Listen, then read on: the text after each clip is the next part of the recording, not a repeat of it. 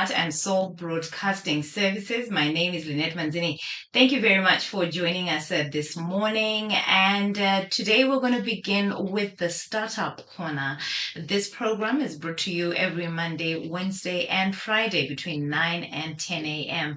And we talk all things business, but specifically the Startup Corner, we bring in founders and CEOs of startups to have a conversation around the gap they're trying to fill in the market or in society, and how they started their business, the challenges they're facing, and how they are managing to overcome these challenges. Why is this program important? Because Zimbabwe has a high unemployment rate and also has a huge informal sector, which is really dictating, it dictates a lot in the economy. And we want to find out what young people are doing, to disrupt such an economic environment. So thank you very much for joining us. So in today's program, I'm joined by Ashley Kavumbura. He is the founder and CEO of Ash-Gric, and he's going to be telling us more about his organization. Welcome to the program. Thank you. Thank you very much for joining us today. I know you could have been into production, but you want to share what you're doing with us. Let's start from the top. You are into agriculture and processing, but what led you to this line of work? Is it something that you planned, or is it because obviously you studied this, but what led to that? Was it your surroundings? Were you socialized to agriculture, or it was just something you were passionate about? Okay, so growing up, I was someone who was very passionate about food. Mm-hmm. People Eating it? No, cooking. Okay. So I think from 10 years old, I was able to cook almost anything. So I was really passionate about food, and I tried to follow that path up to high school, because I remember at one point in time in high school, I even got a first prize for food and nutrition, even though I was a boy. That was for the Marsh West province. So later on, I was then introduced to agriculture at A level because I couldn't find a place where I could continue with my food career. So I had to take agriculture, and it started fascinating me, seeing how it links, seeing that there's a correlation between food and agriculture. So my passion in agriculture started growing. Mhm. So later on, I then took a course in agriculture. I did agricultural economics and development. So after finishing my course, I then thought to myself that if food and agriculture they are linked to each other, how best can we utilize that link? So as a person who was passionate about food, I started to think how best I can use agricultural systems to produce food. That's when the idea kicked in. So, but then also in the agricultural sector, farmers have been facing low profit margins. Mm-hmm. So I started to think of ways how we can increase that profit margin. That's when the idea of value addition came in. Because I'm a groundnut farmer, by the way. So I realized that usually during the harvesting time, I harvest my groundnuts, then I go and sell them for at most maybe $5 a bucket. But after having this idea of value addition, one day I tried something. Then I started with my first product, which is called chocolate. I thought to myself, if I value add these nuts, how much will I get from the same bucket? So I unshelled my one bucket of groundnuts. It gave me half a bucket of shelled groundnuts. Then I added value to them. I repackaged them and sold them. And I got $20 where I was supposed to get $5. So then I realized adding value to your products is much more sustainable.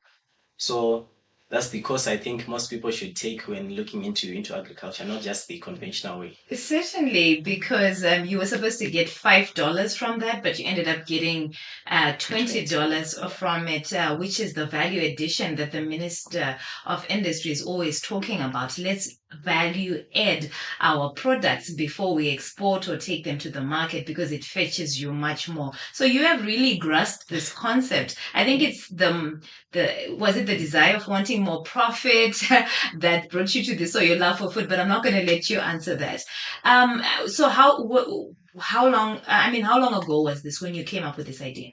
Oh, so the idea, I came up with this idea end of 2021 after having tried to set up a business or rather a company that was agriculture based with a friend. Then it failed due to various reasons. So that's when the idea came in. Then I started working on it, I think precisely on 22 September 2021. So your company is over a year now. Yes, but formally it's not yet a year because it was officially registered on the 3rd of March this year. Okay. Yes. But obviously, the formative Yes, stages yes. began last year, and it's good that you didn't wait for you to be registered first. You started bringing these products to the market to test out the market.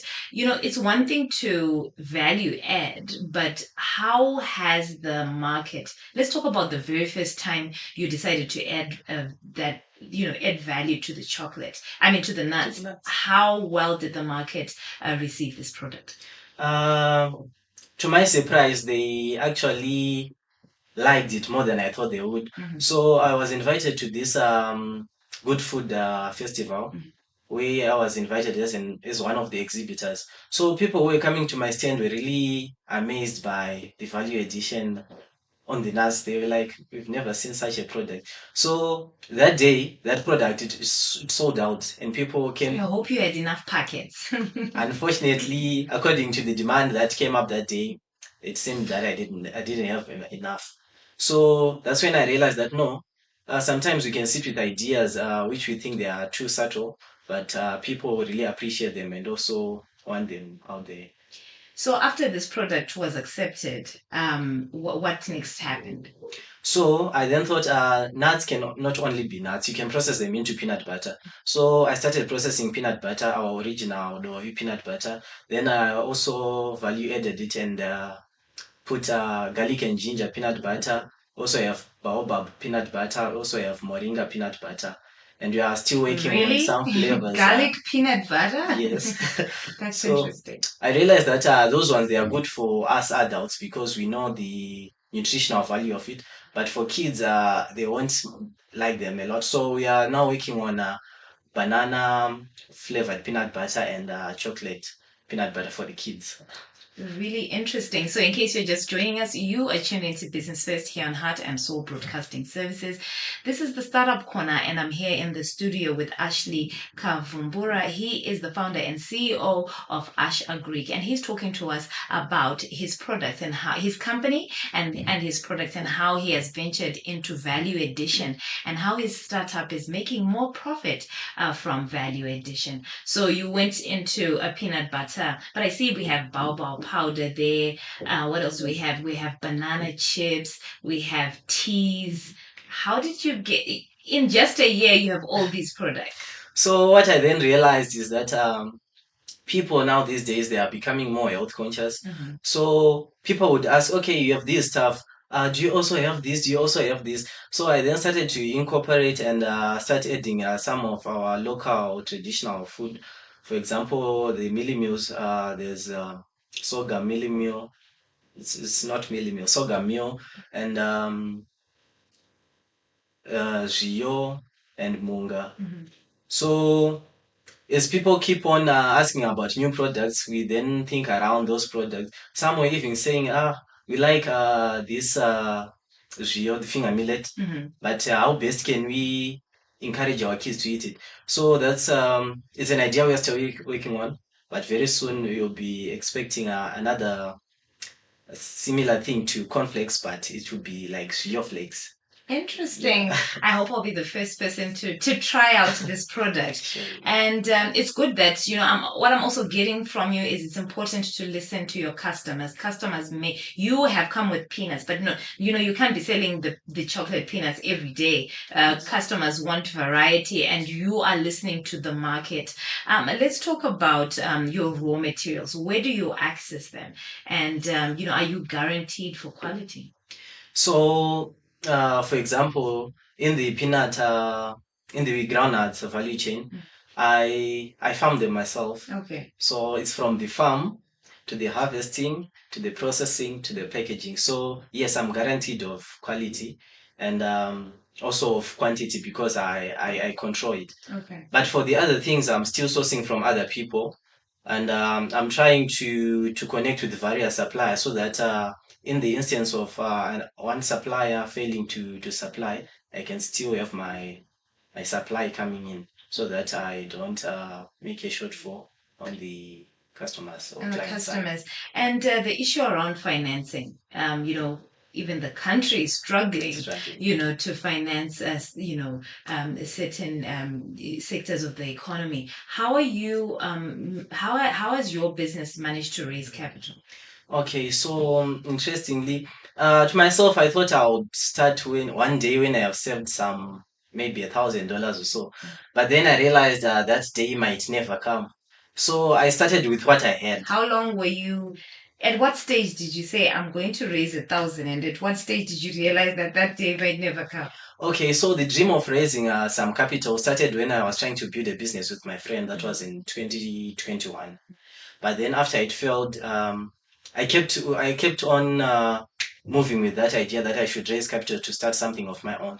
But as hard as it was, I realized that that day might never come. So end of 2021, that's when I went and looked for groundnuts so that I can use them as seed.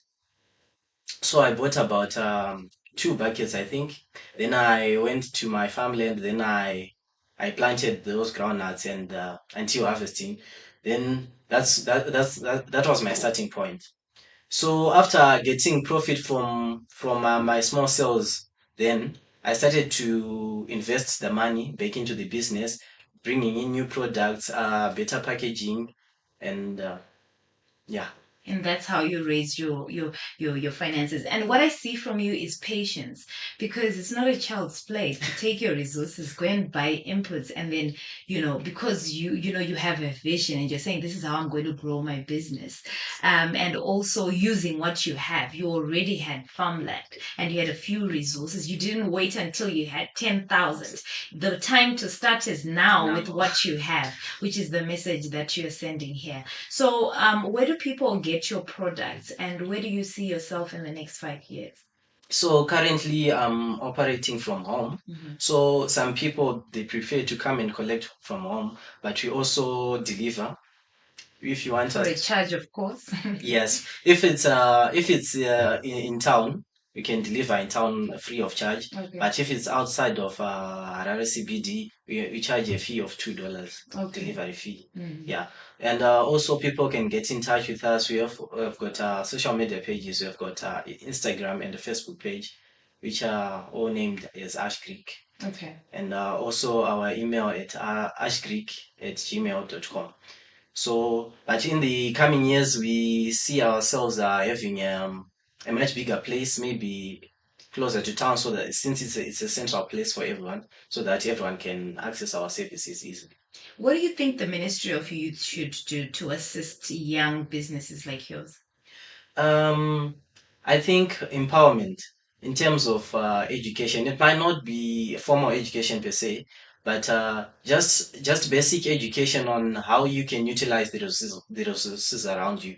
Because you see, sometimes we've got the resources that will uplift us, but we don't see them in that way. Why? Because we don't have the know-how of how we can turn those resources into usable assets. Mm. Yeah. I hear you 100%. And words of advice to young people like you who, are dejected, who feel, it's never going to work for them, who are waiting for $1,000 until they, raise $1,000 before they start their business. Words of advice. My words of advice, I'll start by saying your life is yours. What do I mean? If you don't do anything for yourself, no one is going to. Like for myself, there was a point in time that I had some certain individuals who I thought if everyone else kicks down my idea and only these people say I can do it, then I'll do it. But unfortunately, those people didn't believe enough in my dream. And I thought, so should I let my dream die? No. So sometimes I think you have to just stand for yourself, start with what you have, and sacrifice sometimes. There are some things you want to say, I'm still a youngster, I have to get some new fancy clothes, the trending ones. Take that money, as little as it is, invest in your idea, and as much as you like what you are doing, it will surely grow and make you a success.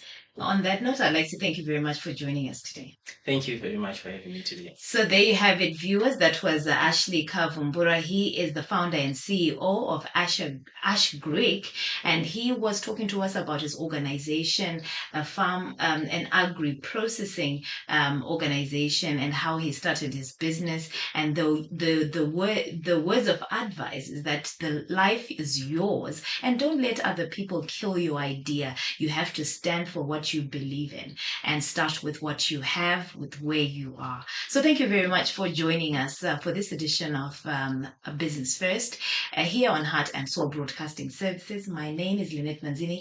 Don't forget to tune in every Monday, Wednesday, and Friday between 9 and 10 a.m. Until next time, goodbye.